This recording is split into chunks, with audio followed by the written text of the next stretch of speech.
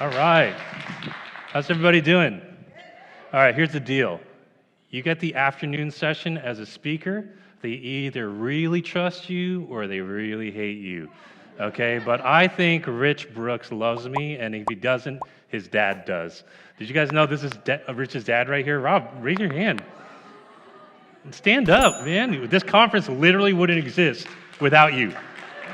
So, yeah, give everybody, we had a,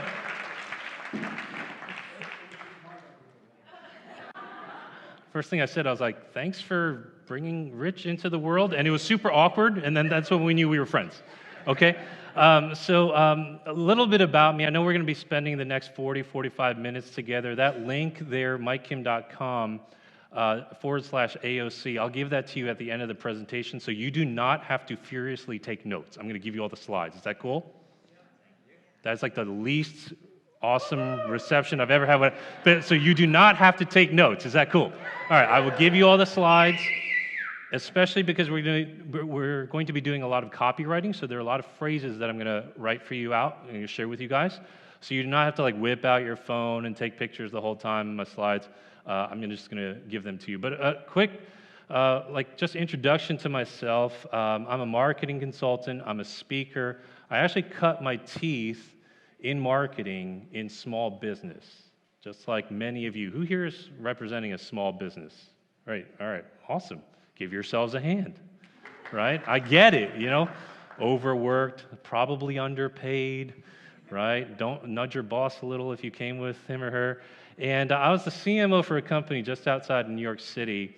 And these days, I spend my days just speaking at events like this and other marketing events throughout the country. I run a couple of coaching groups and mastermind groups.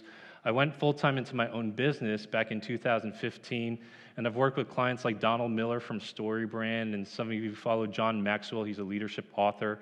And even this was a curveball. Tony Horton from P90X. Anyone ever do his programs or try? That's the more accurate term.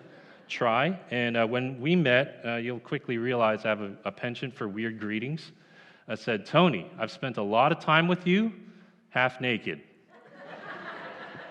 I would have sent you some shirtless selfies, but I thought that would be weird. And he said, no, man, it's perfectly normal. People do it all the time, if you know anything about his program. So this is my professional life, but in real life, I'm just a guy who likes to have fun, try new foods. That's me eating in New Orleans, probably at like 2 in the morning, having beignets and rubbing powder on my face. I think I called Rich right after that.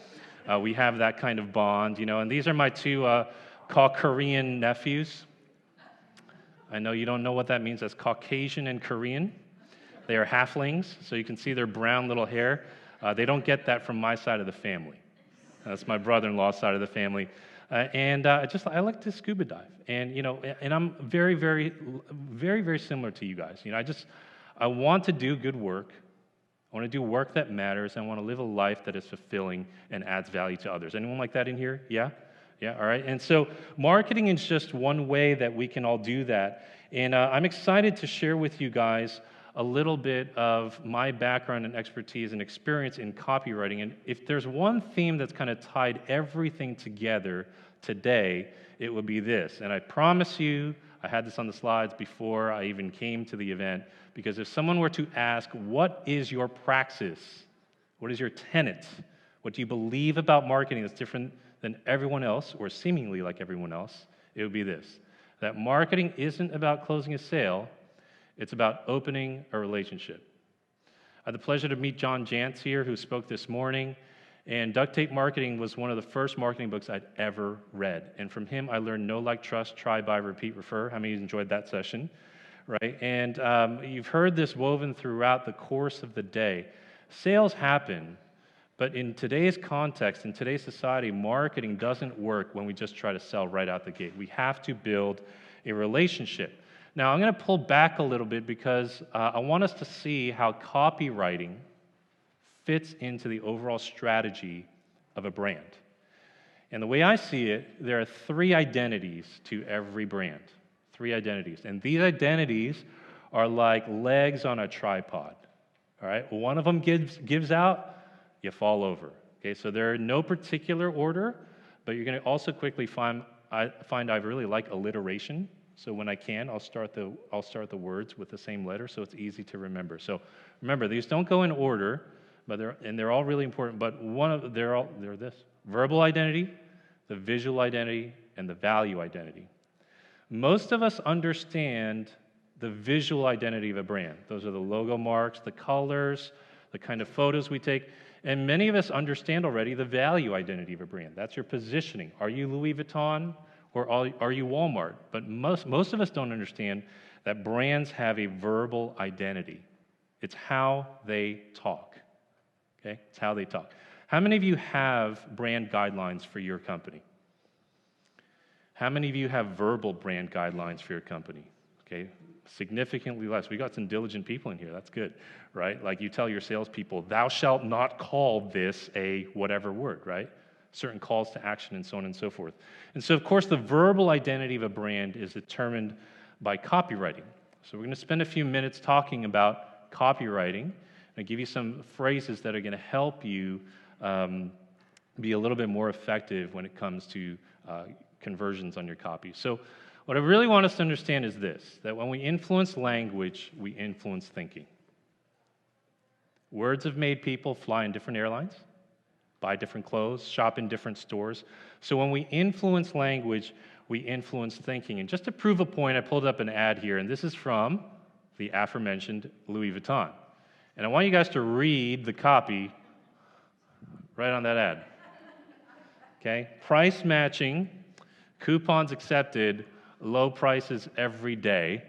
I don't know how many patrons of Louis Vuitton we have in the room. Proudly raise your hands if you are. Okay, we got a few, right?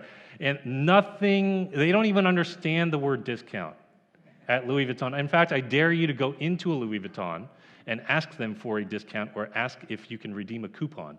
They will look at you like you're crazy in their own little snooty way, like, "Nuts here, darling," right? That's what they'll say. And so this copy, I actually took it from Walmart. And for added effect, I put it in Comic Sans font. All right? Now, if you have a designer that designs in Comic Sans font, just shoot them on the spot. It is totally legal when it comes to, right? You just don't do this, right? And so when you see this ad, all of us as marketers know this is weird, right? But even a consumer who doesn't know anything about marketing will feel off. They'll feel like something's off.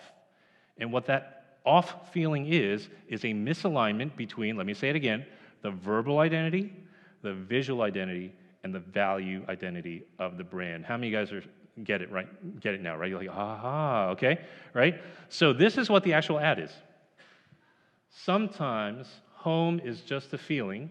Profits from the bag benefit Conservation Cotton Initiative, Uganda. You see the wildebeest in the background, right? Like as if anyone's going to bring a $1,200 pair of sunglasses and $2,000 cufflinks and an $8,000 bag to the safari, but hey, it's advertising, where we all lie, right? Okay? But this is what I'm talking about, with the alignment between the verbal, visual, and value.